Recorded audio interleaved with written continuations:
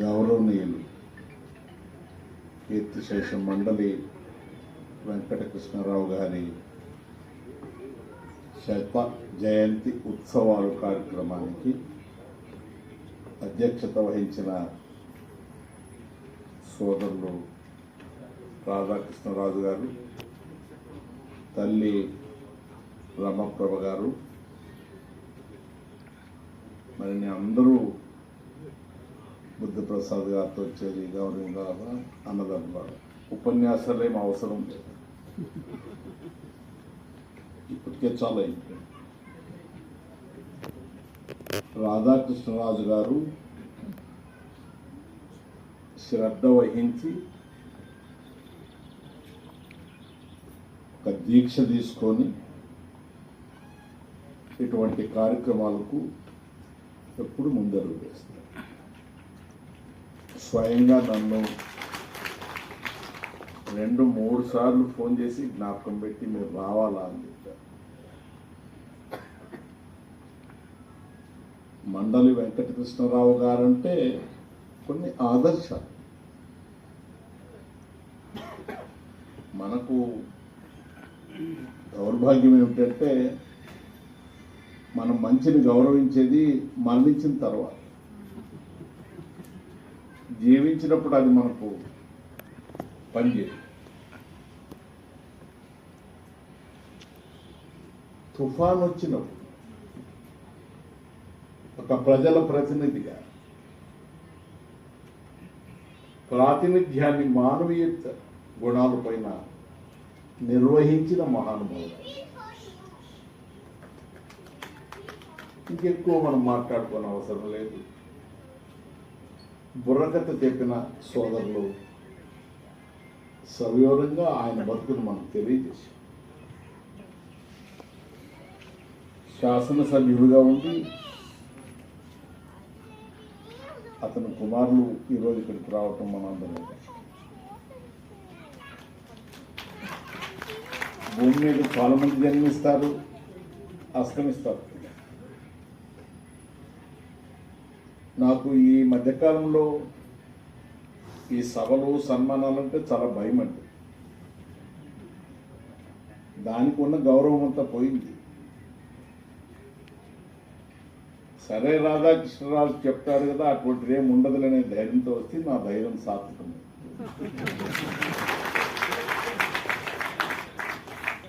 రాబోయే సంవత్సరం మనము అమృత మహోత్సవాన్ని గడుపుకుందామని చెప్పారు. 74 వసంతాలు పూర్తయింది. మేమెవరము తెలుగులో చదువుకున్న వాళ్ళంగా. కర్ణాటక రాష్ట్రంలో ఆది నుంచి ఉండేటువంటి తెలుగు వాళ్ళు.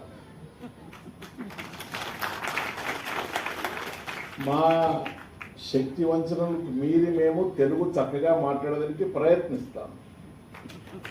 తెలుగు చదువుకున్న వాళ్ళు మాట్లాడినంత వ్యాకరణబద్ధంగా తెలుగు మాట్లాడటానికి మాకు వీలు పడుతుంది. తెలుగు, కన్నడము, తమిళ ఏ భాష అయినా కూడా భావన వ్యక్తపరిచేది. యోగ్యత గలవాడు ఆడ కావచ్చు, మగ కావచ్చు, భాషను ప్రయోగపెట్టినప్పుడు అది మన మనసులో శాశ్వతంగా నిలిచిపోతుంది. చాలా సంతోషము. ఇంతమంది మహానుభావుని కలిచేర్చారు. అందరి గురించి మాట్లాడాలంటే కష్టం అవుతుంది. తల్లి రమప్రభ గారు ఇక్కడ కూర్చో ఉన్నారు. మనము ఆదర్శ మనిషిగా మార్చేటువంటి ఒక మాధ్యమం అది. తమ జీవితమంతా కూడా దానికి త్యాగం చేసిన కళాకారులతో గౌరవించేదానికి కూడా చేతగాని సంస్థలో మనం ఉన్నాము. విలువలు, ఆదర్శాలు ఇంకా ఉండవేమో అనే భయము మాతో బాధిస్తారు. అన్న రాధాకృష్ణ గారికి భగవంతుడు ఆరోగ్యమేని. లక్ష్మీరెడ్డి, మీ తెలుగు తల్లి సినిమా చాలా బాగుంది, బుర్రకథ బాగుంది. ఇంకెక్కువ నేను మీకు ఇబ్బంది పెట్టాను. వేరెప్పుడైనా అవకాశం దొరికినప్పుడు మాట్లాడతాను. మాటలు కూడా తక్కువ చేసుకున్నాను ఈ మధ్య. ఎక్కువ మాట్లాడి చాలా ప్రాబ్లమ్స్లో పడిపోయాను. మీరు డిప్యూటీ స్పీకర్గా పనిచేశారని చూస్తున్నాను. డిప్యూటీ స్పీకర్గా పనిచేసితే మీకు స్పీకర్గా ఏమైంటుంది నాకైతే మీకు ఆలోచన దొరుకుతుంది.